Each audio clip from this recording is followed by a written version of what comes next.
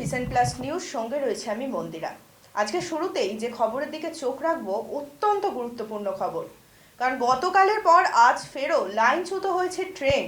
গতকাল আমরা দেখেছিলাম মালগাড়ি ঝাড়খণ্ডে লাইনচ্যুত হয় এবং যেই কারণে হাওড়া থেকে মুম্বাইগামী এক্সপ্রেসের 18টি বগি লাইনচ্যুত হতে আমরা দেখেছি। আর গতকালের পর আজ আবারও দুর্ঘটনা খবর মিলছে। দুর্ঘটনা কোথায় জানেন? সেই রাঙাপানি।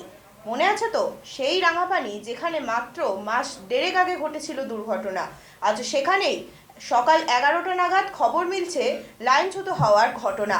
গতকাল ঝাড়খণ্ডের চক্রধরপুরে মালগাড়ি লাইনচ্যুত হওয়ার ফলে মুম্বাই হাওড়া এক্সপ্রেসের 18টি বগি লাইনচ্যুত হয়েছিল। আর আজ রাঙাপাড়িতে সকাল 11:30টা নাগাদ সংঘর্ষ হয় মালগাড়ির সঙ্গে কাঞ্চনজঙ্ঘা এক্সপ্রেসে। তাই স্বাভাবিকভাবেই প্রশ্ন উঠছে রেলের গাফিলতি নিয়ে, সাধারণ মানুষের নিরাপত্তা নিয়ে থাকছে প্রশ্ন।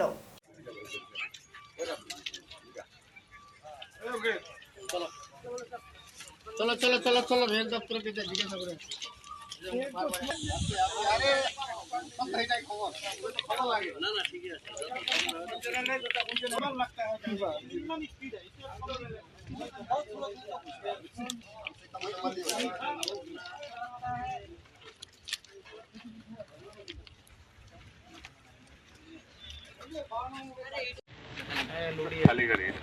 खाली गाड़ी लोड हो गई लोड हो गई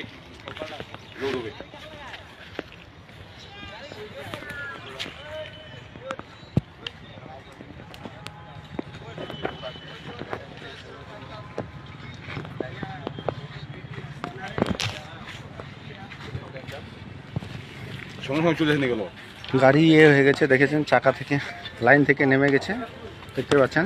তা মাল হওয়ার জন্য ঢুকতেছে, হওয়ার জন্য দেখতেছেন।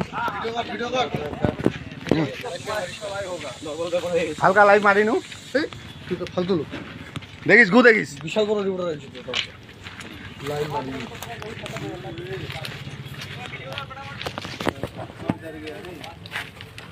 ওটা ধরে হালকা ধরিস। সবথেকে বড় খবর নিয়ে আপনাদের সামনে আমি কিন্তু হাজির হয়েছি, দেখতেই পাচ্ছেন রাঙাপানিতে এক মাস যেতে না যেতে আবারও গাড়িটা এখনই 10 মিনিটের মতো হলো। মাল নিতে খালি গাড়ি আছে, ট্যাঙ্কর নিতে ভিতরে ঢুকতেছে, এনআরআর ভিতরে ঢুকতেছে। এ হচ্ছে 10-15 মিনিট হলো, চাকা থেকে নেমে গেছে, লাইন থেকে নেমে গেছে। আমরা চেষ্টা করছি